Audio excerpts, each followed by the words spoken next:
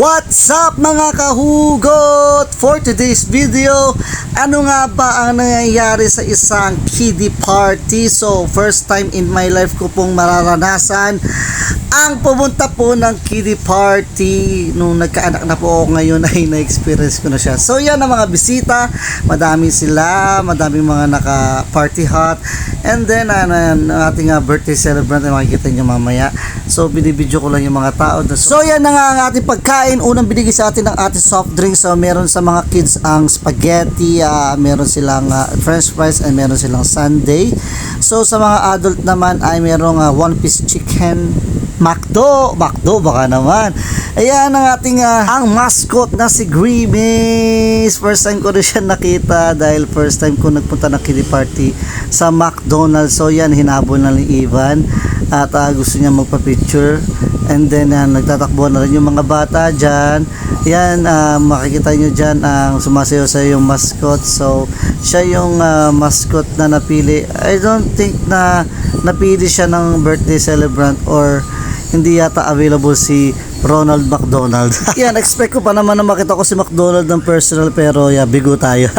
So yan, yung host dyan sa party ay nagpalaro lang, mga simple question na may mga gift para sa mga bata. And then yan, magbublow na nga pala ng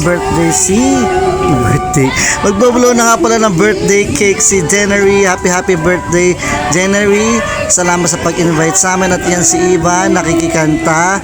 So hinihintay niya mag-blow ng candle kasi gusto po niya nagbo-blow ng candle kahit hindi niya birthday.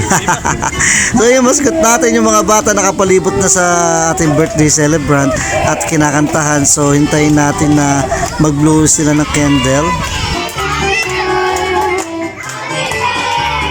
Ayan, of course, bago mag-blow ng candle ang ating celebrant, birthday wish muna ni Mommy and Daddy para kay Baby Daily. Okay po ba?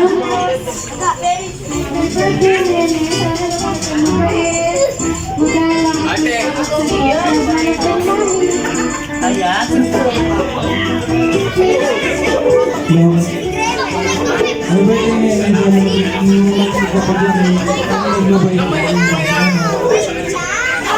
Ayan. Okay. 2,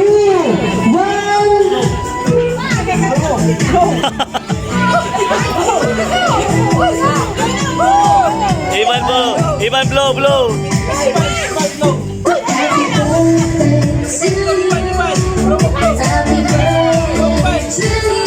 Ayan. Okay po, mag-picture muna ako ba?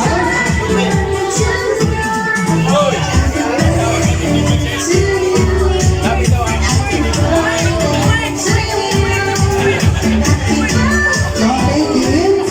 Move backward muna tayo, kids. At syempre di tayo magpapahuli dahil first time natin makita itong mascot na to, magpapavideo tayo. So yun lang, salamat mga kahugot!